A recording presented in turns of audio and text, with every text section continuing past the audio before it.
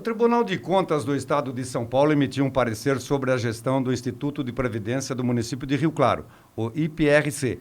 Entre os principais temas apontados estão o estudo de viabilidade do regime próprio de previdência, o RPPS, a composição do Comitê de Investimentos, o atingimento das metas atuariais, a situação financeira do RPPS, a sindicância interna aberta em 2022 e a eleição para a superintendência. Para esclarecer cada um desses pontos, conversamos agora com o presidente do IPRC, Lineu Viana. Bom dia, Lineu, seja bem-vindo ao Jornal da Manhã. Bom dia a todos.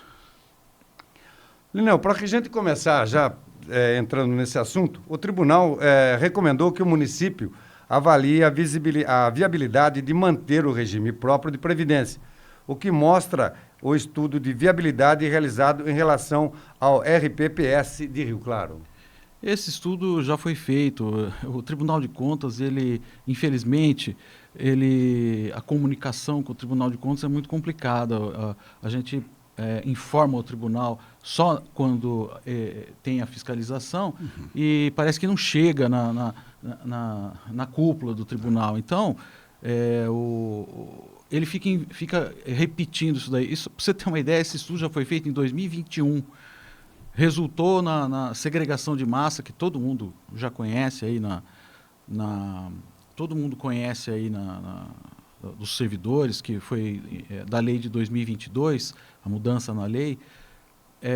Então, esse estudo já foi feito, já mostrou que o Instituto é totalmente viável,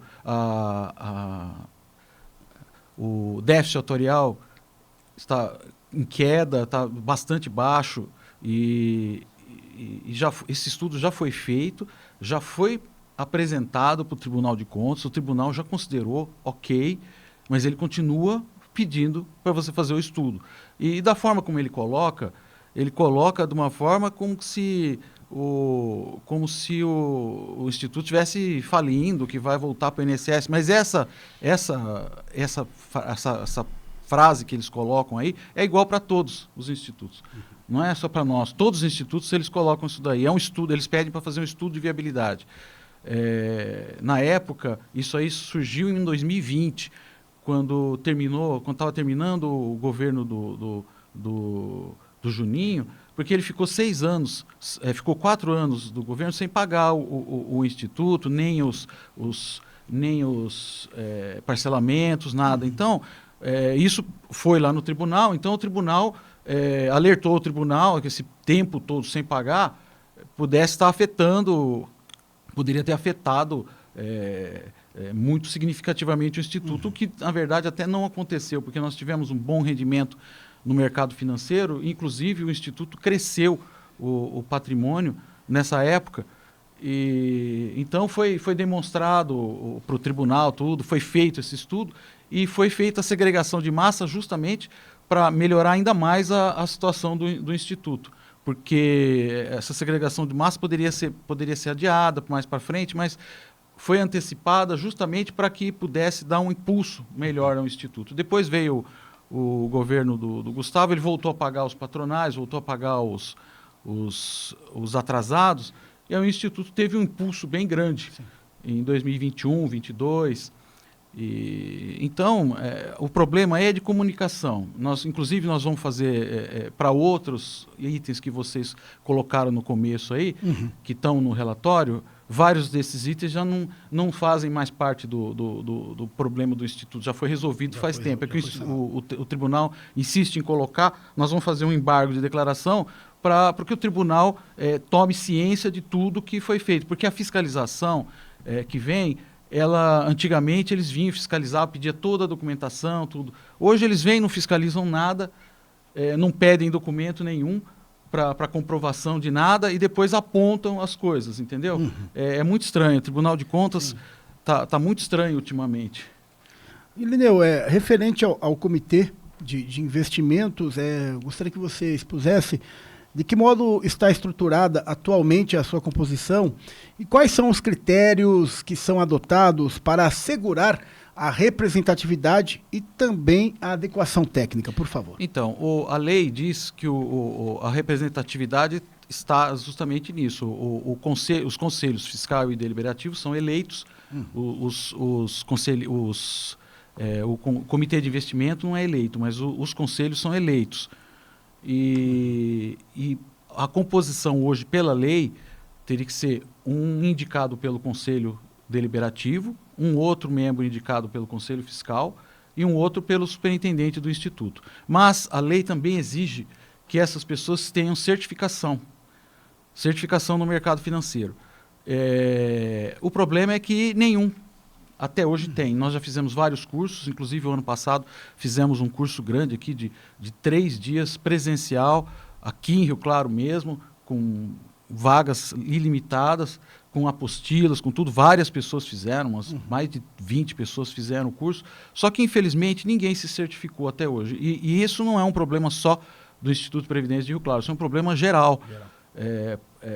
Da exigência de certificação e não tendo pessoas certificadas.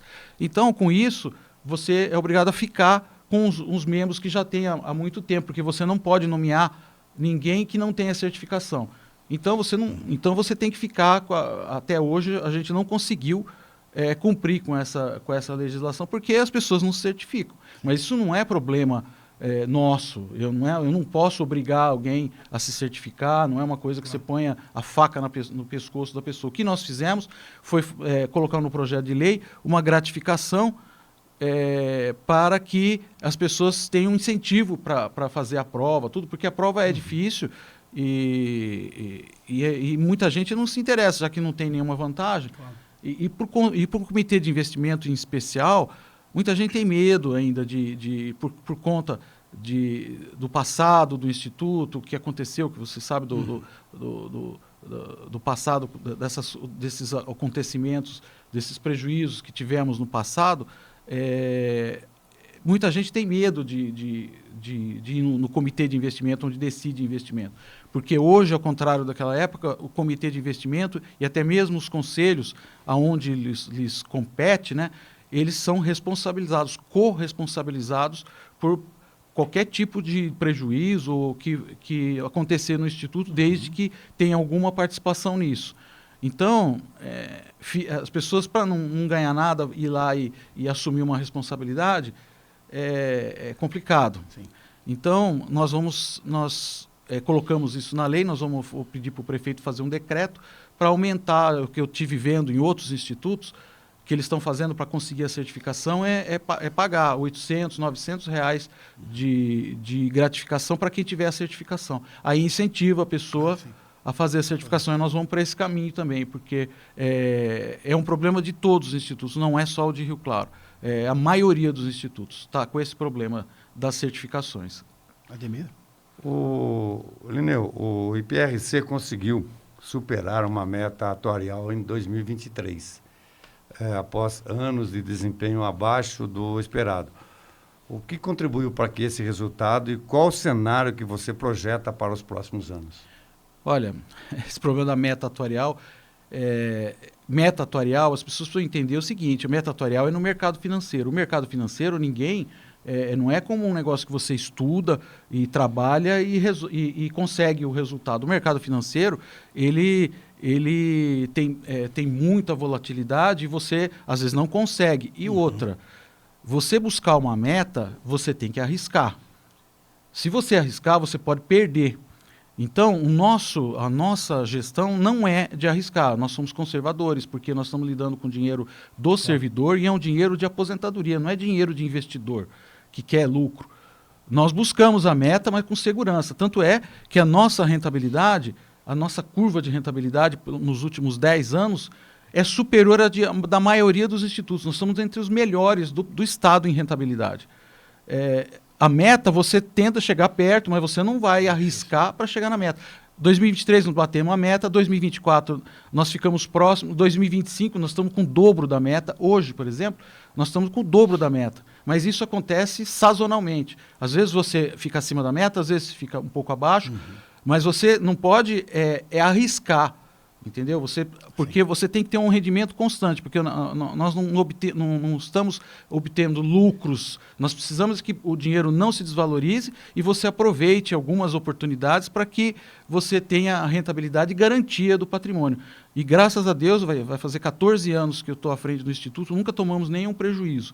E nós já passamos os institutos de Piracicaba, de Limeira, nós somos hoje o instituto abaixo de Campinas, Ribeirão Preto, dos Grandes, nós somos os maiores do estado de São Paulo.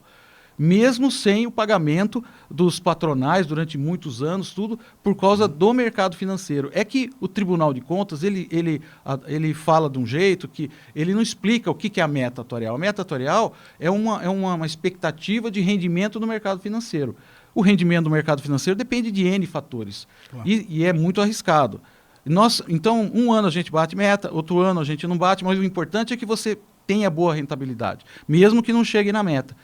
Entendeu? Porque ao longo do tempo você consegue manter um rendimento que mantenha o objetivo mesmo é zerar o déficit atuarial. E isso nós estamos conseguindo. Lineu, já vou emendar duas questões aqui por conta do nosso horário. Gostaria que você expusesse para os nossos ouvintes, para aqueles que estão nos assistindo também, através das nossas redes sociais, e que ponto encontra-se a sindicância que foi aberta em 2022 com o desígnio de apurar questões ligadas à política de investimentos. Então, eu não sei de onde foi tirado esse negócio de política, não tem nada a ver com a política de investimento. Não condiz com a realidade. Não, é só ler o que está no tribunal. Sim. Ele pediu, essa sindicância é da administração anterior. O tribunal pediu para que a gente faça a sindicância da administração anterior, inclusive, para apontar culpados, o que eu acho um absurdo. Eu sempre achei um absurdo. Porque esse tipo de investigação tem que ser feito pelo GAECO, pela Polícia Federal, porque nós não temos condição de apontar um culpado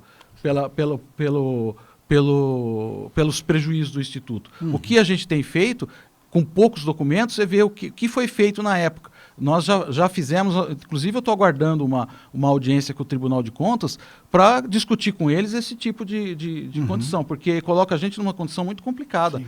Como se a gente fizesse papel de polícia, e você não pode, tem alguns investimentos, claro, que foram feitos lá, que a gente sabe que são suspeitos, só que uma coisa é você desconfiar de alguma coisa, outra coisa é você provar. Você só pode considerar culpa de alguém se você tem provas. Você não pode escrever que alguém roubou, que alguém fez alguma coisa deliberadamente de má fé, sem ter prova. Né? Então, esse é o problema. A sindicância não é interna, não é a sindicância interna, não. É a sindicância para apurar os maus investimentos feitos na administração anterior. Inclusive, já fizemos uma sindicância de uma parte fizemos uma sindicância de uma parte dos investimentos, né, que foram feitos lá, e o tribunal pediu uma outra sindicância para uma outra parte. Só que nessa nós não temos quase documento, porque é de 15 anos, 16 anos atrás, e não tem praticamente documento. Muitos desses fundos não existem mais. Então, a gente apurou o que tinha que apurar, mas não chegamos a nenhuma conclusão. Então, nós estamos aguardando uma audiência com o Tribunal de Contas para que ele instrua o que a gente pode fazer. Nós vamos sugerir que isso seja um trabalho da Polícia Federal e do GAECO, não nós, porque eles podem quebrar sigilo, eles podem investigar profundamente. Nós não temos essa possibilidade. Eu acho bastante absurdo esse tipo de coisa. A gente tem que fazer uma sindicância e apontar quem é culpado de uma coisa que você não tem elementos para isso. Lineu, a decisão do TSE, que a gente ficou sabendo, mencionou a necessidade de uma nova eleição para a superintendência. O que de fato ocorreu nesse processo e qual é a situação jurídica atual dessa escolha? Olha, isso é outra pataquada do Tribunal de Contas. O Tribunal de Contas, essa decisão do Tribunal de Contas foi no finalzinho de 2023. Foi de outubro de 2023, essa decisão que está aí. Quando o tribunal decidiu que a gente ia fazer uma nova eleição, a eleição já estava marcada e foi feita e foi mostrada para o tribunal. Inclusive, na decisão, isso foi nas contas de 2022 que veio essa recomendação. E, inclusive, o tribunal, quando tem uma recomendação que tem um prazo, por exemplo, dá 30 dias de prazo, eles mandam para o Ministério Público. Então, eles mandaram isso para o Ministério Público. O Ministério Público cobrou da gente a explicação, nós já tínhamos feito a eleição, nós mandamos para o Ministério Público considerou cumprida e arquivou. Agora o tribunal não leu a decisão do Ministério Público, nós fizemos a defesa agora das contas, né? Tanto é que foram aprovadas, vocês viram aí, as contas foram aprovadas, foram consideradas regulares, mas eles não leram essa parte. Só pode ser isso, porque já foi feita, a eleição foi feita, essa eleição foi feita em dezembro de 2023. Meu mandato vai até 2028. A eleição foi feita em dezembro de 2023 para ser iniciado o mandato em fevereiro de 24, que meus mandatos são todos em fevereiro, né? Eu entrei em fevereiro de 2012 e de 4 em 4 anos tem novos mandatos. Só que o Tribunal de Contas, até hoje, acho que ele não acordou que já foi feita a eleição. E isso é mais uma coisa. A fiscalização veio agora em 2024, o ano passado, e não perguntou da eleição, não pediu a documentação.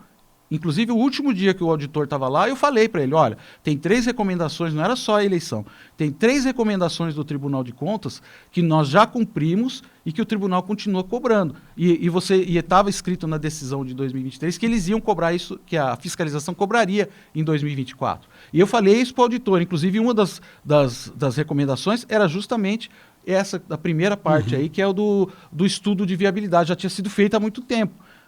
E eles continuavam recomendando. Eu falei, nós já fizemos. O auditor falou que ia pedir a documentação, não pediu, não apontou que a gente tinha recomendações do tribunal a cumprir, e por isso que saiu de novo. Mas nós já cumprimos e eles não pediram a documentação. É uma coisa impressionante, parece até que quer continuar apontando as coisas. Nada disso daí. Tanto é que as contas foram aprovadas. Porque senão as contas seriam rejeitadas. Se você tivesse um descumprimento de norma de decisão do Tribunal de Contas, você toma uma multa, você é multado e as contas são rejeitadas.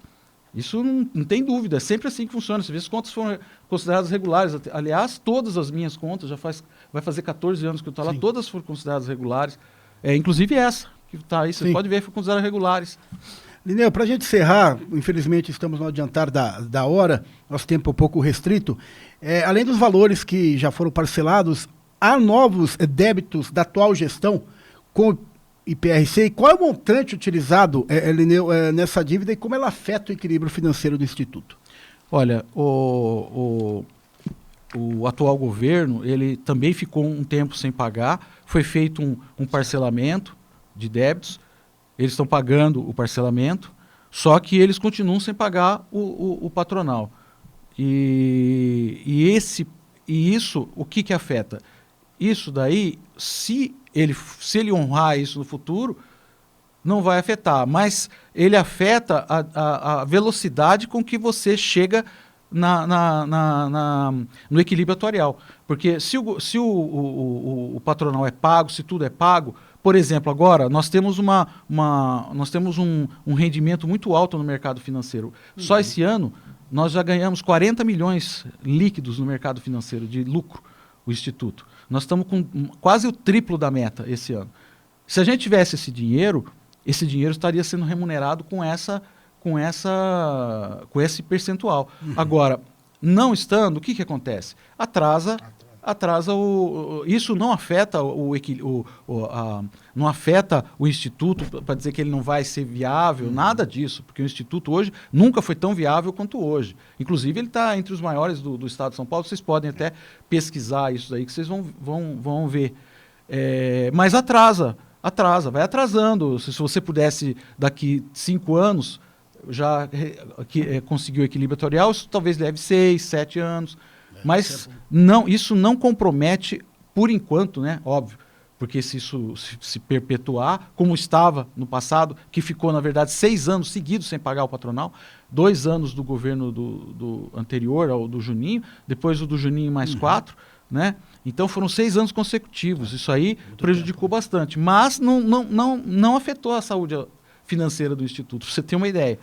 Então isso aí, se continuar assim, no futuro vai afetar, lógico. Se ficar 8 anos sem pagar, o Instituto pode até ser inviável, sim, se ficar durante muitos anos sem pagar, porque o patronal é o principal fonte do Instituto, né? De repasse. Uhum. O maior repasse é o patronal. Patronal. Ademir Sartori. Gostaria de agradecer a presença do presidente do IPRC, Lineu Viana, que veio aqui até o Jornal da Manhã para esclarecer alguns assuntos sobre a gestão do Instituto da Previdência do município de Rio Claro. Agradecer a sua presença, Lineu. Obrigado.